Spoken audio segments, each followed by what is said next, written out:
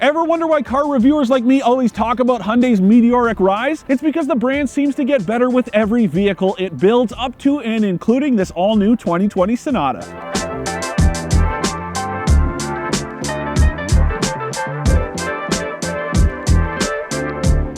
Okay, so I just want to make it clear, I'm not talking about the classic look how far Hyundai's come since the pony cliche. It doesn't even have to go that far. Just looking at the last few generations of the Sonata, some serious strides have been made to build a better car.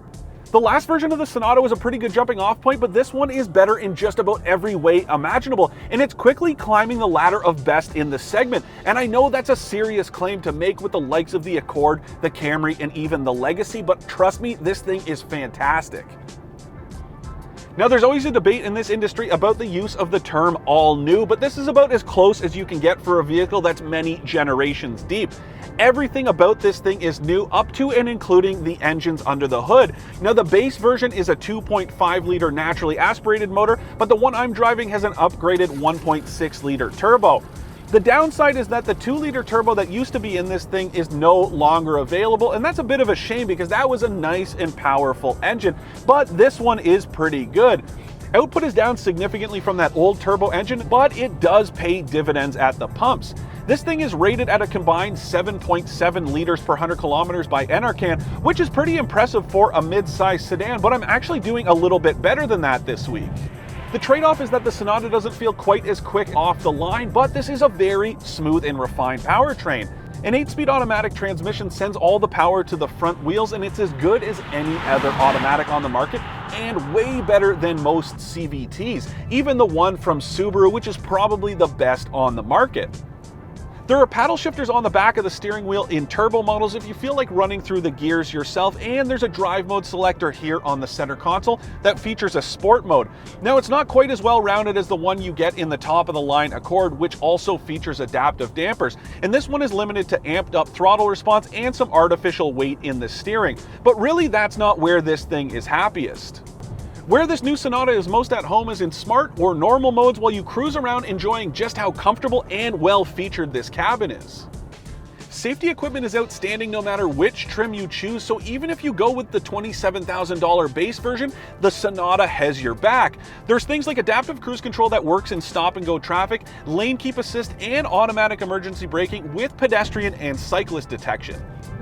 There's also a conventional sensor-based blind spot monitoring system, but the version I'm driving features a cool camera-based system that displays a live look at either side of the vehicle when you flick the signal stalk in either direction.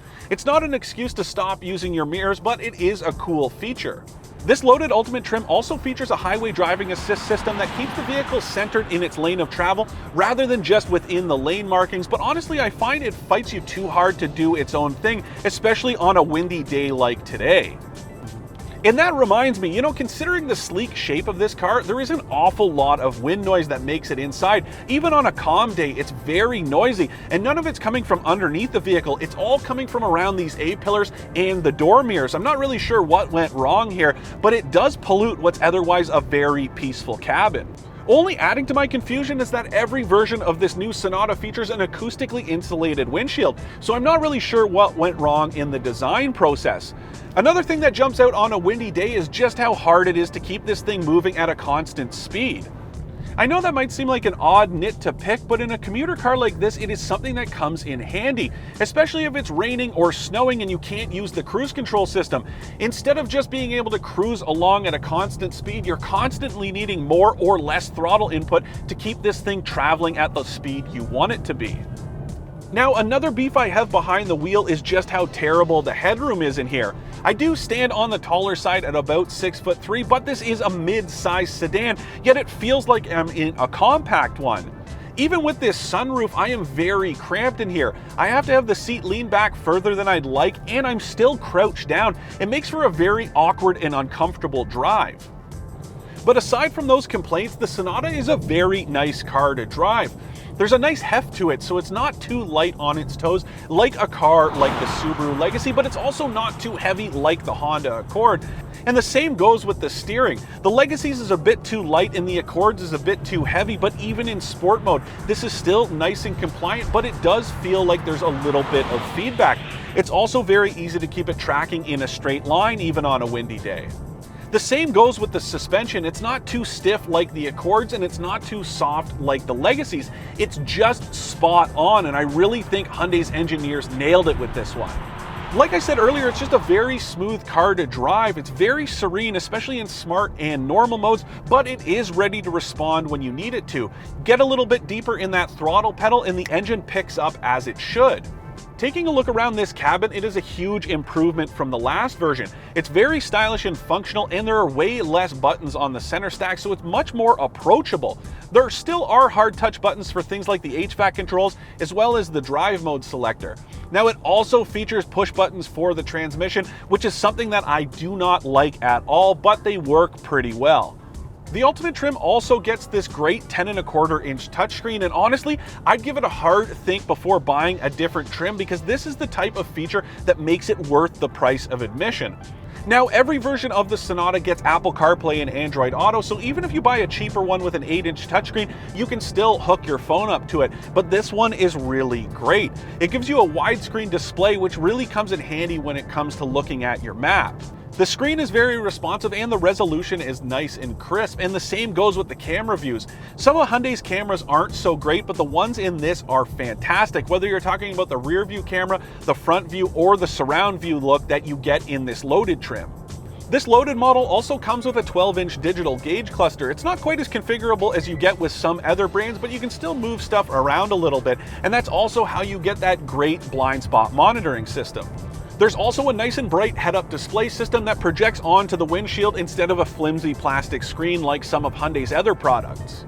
Another cool feature in this top trim is a park assist system that lets you move the vehicle without actually being behind the wheel. It is a little gimmicky and it doesn't work the way Tesla's Summon feature is supposed to, but it is a cool trick to show off to your friends. All you do is hold down a button on the key fob to move the vehicle forward or back, which comes in handy when you need to access the trunk in a tight parking spot. It's also a great way to get that ugly mug as far away from you as possible. If you don't feel like shelling out 40 grand for all the tech you get in this Ultimate trim, well, I think you're crazy. But most of the comfort and convenience features you get in this thing are available in the slightly less expensive luxury version. Both of them feature leather upholstery inside, but the luxury trim only comes in black.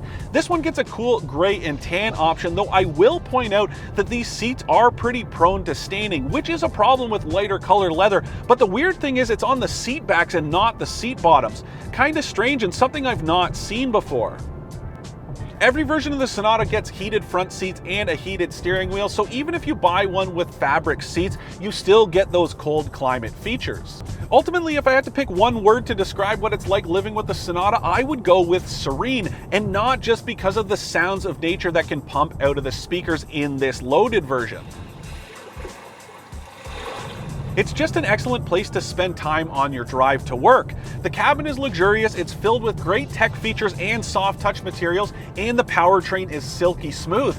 I can't find a whole lot wrong with this thing aside from the limited headroom and this ugly grille. I can't get over the catfish look of this thing, and it's really one of the worst design decisions I have seen in a long time. Now here's the thing about pricing. If you compare this loaded Sonata to loaded versions of both the Legacy and Accord, well, this looks like a downright bargain, but that doesn't tell the whole story.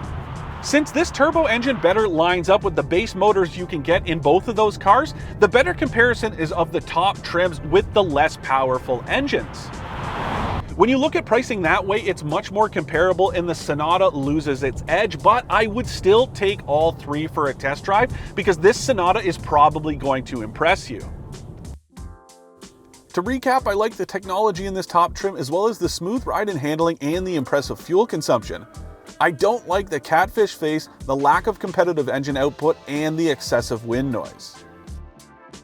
It goes without saying that automakers set out to build better vehicles each time, but it's rare to see such improvement from one generation to the next. That nasty grille needs a serious rework, and the front seat headroom is pretty disappointing. But just about everything else about this new Sonata is fantastic, and it's making a serious case to be considered one of the segment's best. Ah, my Chariot has arrived.